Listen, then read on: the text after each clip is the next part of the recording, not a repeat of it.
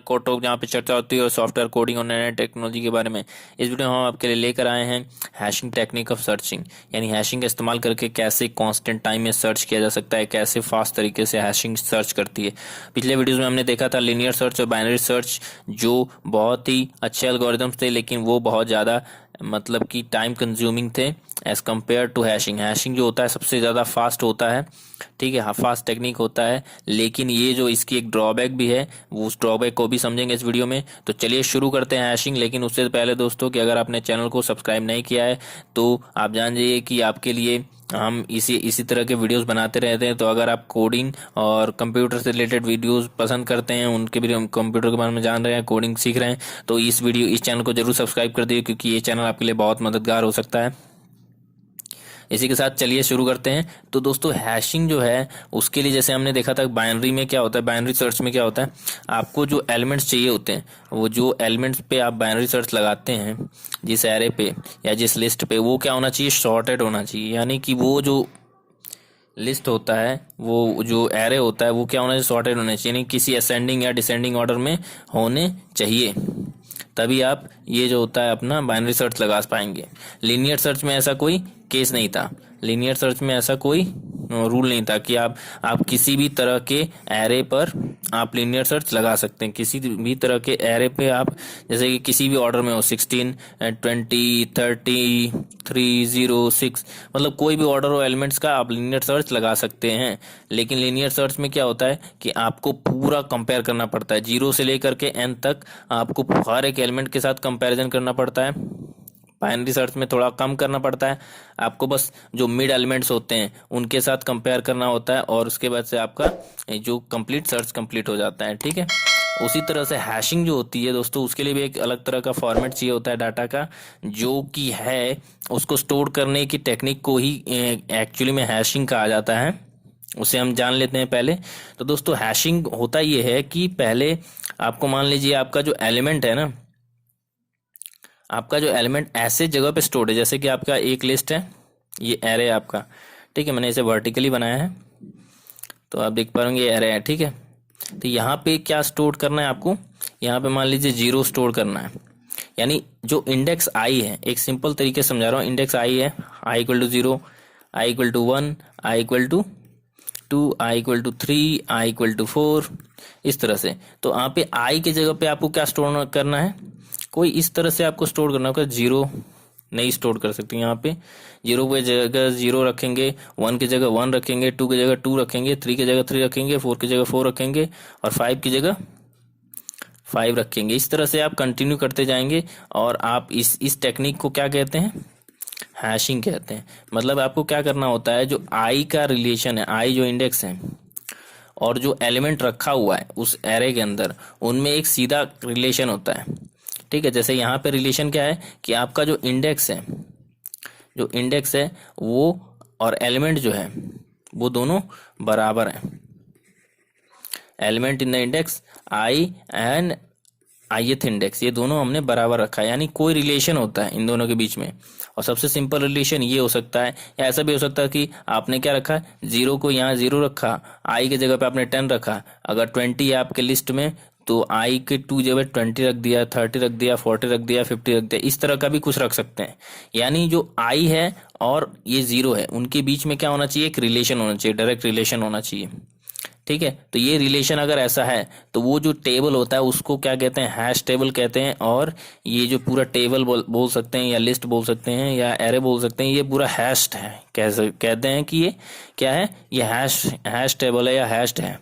यानी कि इसमें जो एलिमेंट स्टोर्ड हैं उनके बारे में हम बहुत ही जल्दी से पता कर सकते हैं। जैसे कि अगर मुझे 10 पता है, 10 अगर मुझे सर्च करना है, तो मैं 10 से बस डिवाइड करूंगा और हमें मुझे मिल जाएगा कि इसका पोजीशन क्या है कि नहीं, ये पोजीशन 1 पे। अगर मुझे 20 जानना है कि इसमें है कि नहीं, तो अगर मैं 20 से डिवाइड कर देता हूँ इसको, सॉरी 10 से, तो मुझे मिल जाएगा इसका पोजीशन, है कि नहीं। तो ये जो टेक्निक है, हमने क्या किया है कि एलिमेंट्स को हमने ऐसे जगह पे अरेंज किया है, एरे में ऐसे ऐसे जगह पे रखा है, एक ऐसे फॉर्मूले का इस्तेमाल करके कि हमको आसानी से वो एलिमेंट मिल जाएगा।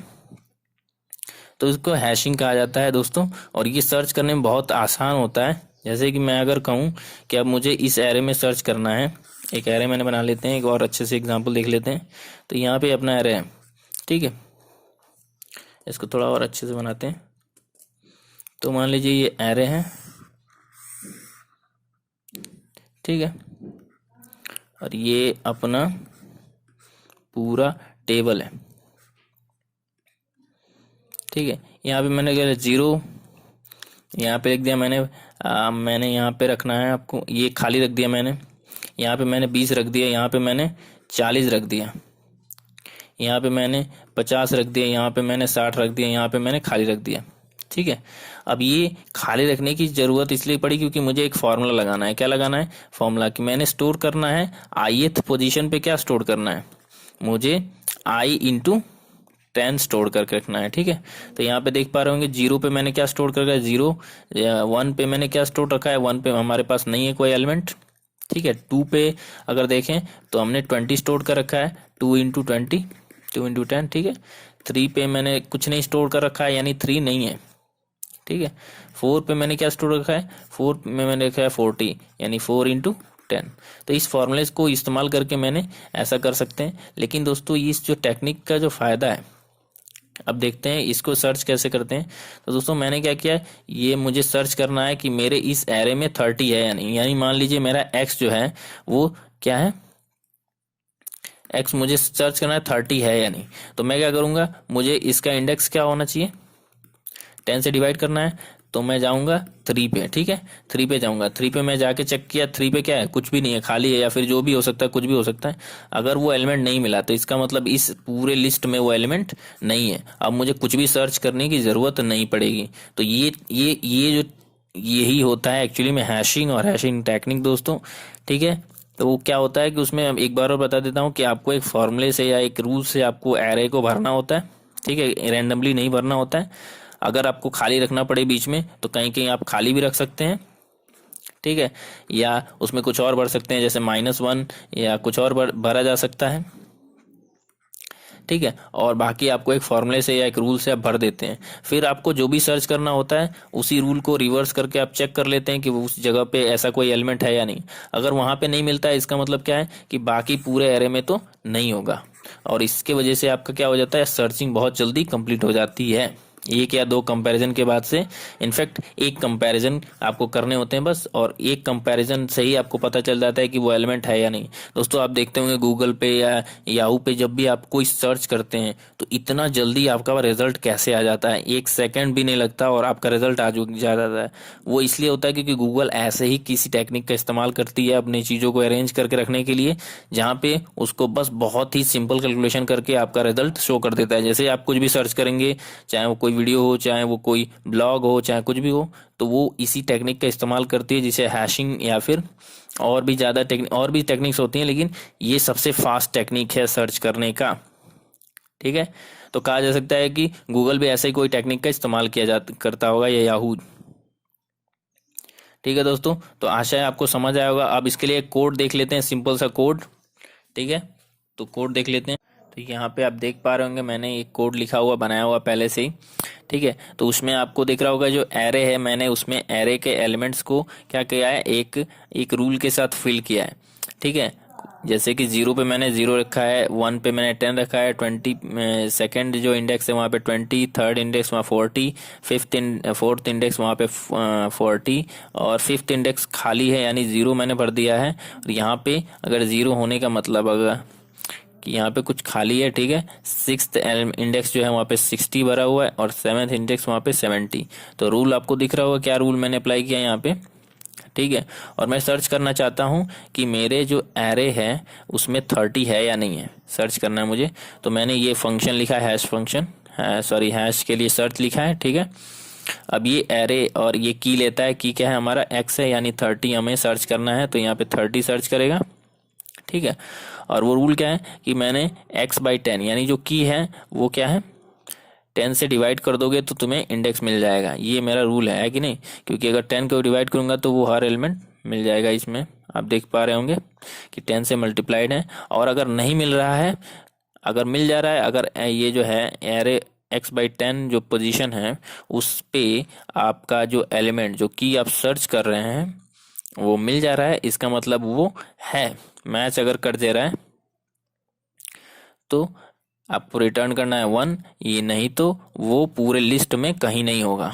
ठीक है, 30 अगर यहाँ नहीं मिल रहा है x/10 पोजीशन पे तो वो लिस्ट में कहीं नहीं होगा, क्योंकि लिस्ट में भरने का मैंने एक रूल बनाया है कि मैं 10 से ही मल्टीप्लाई करूंगा। ठीक है, तो इस तरह से मैं कह सकता हूँ कि यहाँ पे अगर यहाँ नहीं मिला तो कहीं नहीं मिलेगा, तो इसीलिए रिटर्न 0 और रिटर्न 1 मैंने लिखा है। ठीक है, एल्स रिटर्न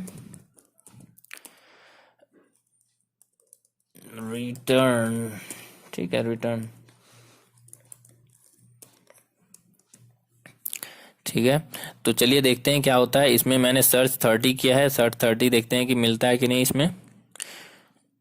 तो यहाँ पे देख पा रहे होंगे दोस्तों कि यहाँ पे आपका आंसर आ गया है 1 आ गया है, यानी 30 इस लिस्ट में है, जो कि यहाँ पे देख पा रहे होंगे आप 30 है। लेकिन दोस्तों अगर मैं 50 टाइप कर दूं, ठीक है 50 अगर मैं टाइप कर देता हूँ अगर, तो क्या होगा कि यहाँ पे आप देख पा रहे हो इस लिस्ट में पूरा 50 नहीं है, तो 50 को यहाँ पे जाएगा 50/10 क्या हो जाएगा 5, और 5th पे जाके चेक करेगा ये, तो 5th पे इसको क्या मिलेगा 0 मिलेगा।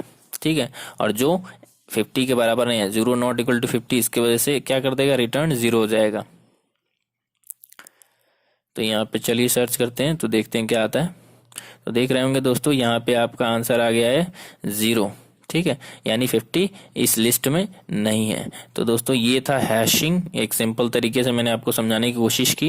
या आपको अगर समझ आया होगा, कोई डाउट्स हो तो कमेंट करके ज़रूर बताइए कि आपको ये वीडियो कैसा लगा, या फिर इनमें हैशिंग समझ आई या नहीं, हैश वाला जो टेक्निक है वो समझ आया है कि नहीं। तो ये 3 टेक्निक थे। पहला हमने टेक्निक देखा था दोस्तों लीनियर सर्च वाला टेक्निक देखा था। ठीक है, फिर हमने देखा बाइनरी सर्च, फिर देखा हमने क्या देखा हैशिंग वाला। ठीक है, तो हैशिंग को मैं फिर से दोबारा रिपीट कर देता हूँ दोस्तों। इसमें क्या करने होते हैं, आपको एक ऐसे फॉर्मूले से के साथ आपको रखने होते हैं एलिमेंट्स को जो आपको पता हो, और उसके बाद से आपको क्या करने होते हैं, लेकिन आपको सर्च करने होते हैं। ठीक है ना, और अगर उस पोजीशन पे नहीं मिला, वो जो फॉर्मूला आपने यूज़ किया है स्टोर करने के लिए, उस फॉर्मूले पे नहीं मिला, इसका मतलब वो एलिमेंट और कहीं नहीं होगा, और उसके वजह से आप कह सकते हैं कि element does not exist in the array.